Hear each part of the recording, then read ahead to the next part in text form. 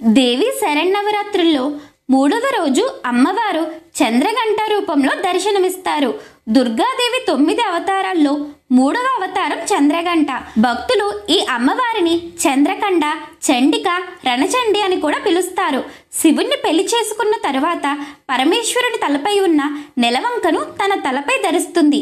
ఈ నెలవంక చూడటానికి గంట రూపంలో ఉంటుంది కాబట్టి దాన్ని ధరించిన దేవిని చంద్రఘంట అని పిలుస్తారు.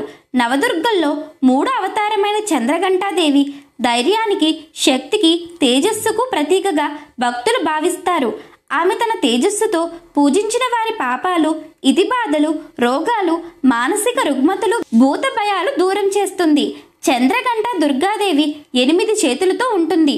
ఒక చేతిలో త్రిశూలం, ఒక చేతిలో గద, ఒక చేతిలో ధనుర్బాణాలు, మరో చేతిలో ఖడ్గం, ఇంకో చేతిలో కమండలం ఉంటాయి. కుడిహస్తం మాత్రం అభయముద్రతో ఉంటుంది. చంద్రఘంట దుర్గాదేవి పులి మీద గాని, సింహం మీద గాని ఎక్కుతుంది.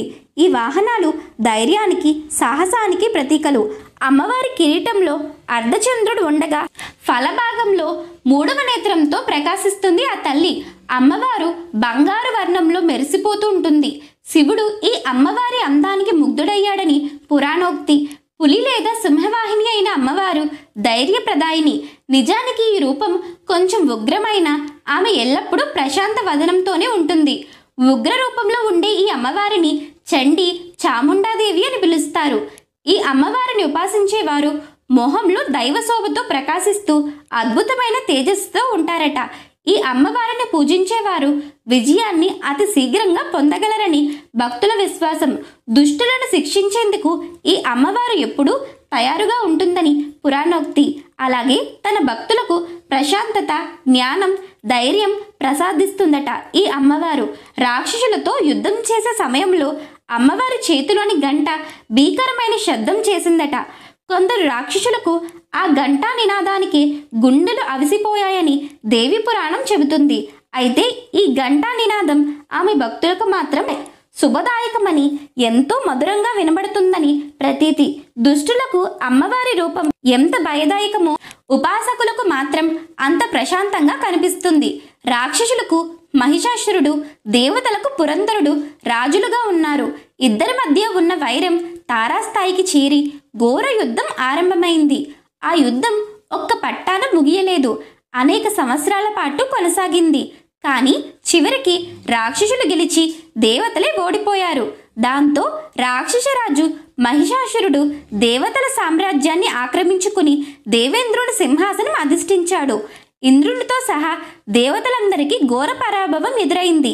వారంతా బ్రహ్మదేవుని నాయకత్వంలో శివకేశవుల వద్దకు వెళ్ళి తమ బాధలను వివరిస్తూ రాక్షసులు తమను ఎన్ని కష్టాలు పెడుతున్నారో, వారి దౌర్జన్యం ఎంత పెచ్చుమీరిపోయిందో, తాము ఎంత నరకయాతన అనుభవిస్తున్నారో వివరించారు.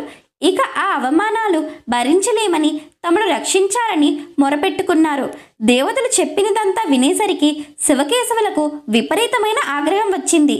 వారి క్రోధం ఆలోచనల వెల్లువైంది. మహిషాసురుని హతమార్చడానికి ఒక మూర్తిని సృష్టించాలనుకున్నారు. ప్రతిఫలంగా చంద్రఘంటాదేవి రూపకల్పన జరిగింది. త్రిమూర్తుల ముఖాల నుండి 3 మహాతేజోపుంజాలు బహిర్గతమయ్యాయి. ఆ 3 తేజస్సులు కళ్ళు మిరుమిట్లు గొలిపేంత బ్రహ్మాండంగా ఉన్నాయి. తర్వాత దేవతలందరి శరీరాల నుండి కూడా తేజస్సు రాసులుగా బహిర్గతమైంది.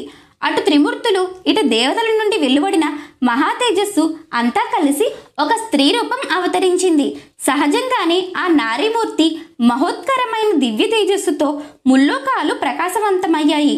అలా మూర్తిభవించిన అమ్మవారి వదనంలో శివ తేజస్సు, కేశాలలో యమ తేజస్సు, చేతుల్లో విష్ణుమూర్తి కాంతి, జగనంలో వరుణకాంతి, నితంబ భాగంలో పృథ్వీ తేజము, ఇంకా బ్రహ్మదేవుడు, చంద్రుడు, ఇంద్రుడు, సూర్యుడు, కుబేరుడు, అష్టవసువులు తదితర సర్వదేవతల ప్రకాశాలు కలిసి అసమాన ప్రతిభావంతురాలిగా ఏర్పడింది.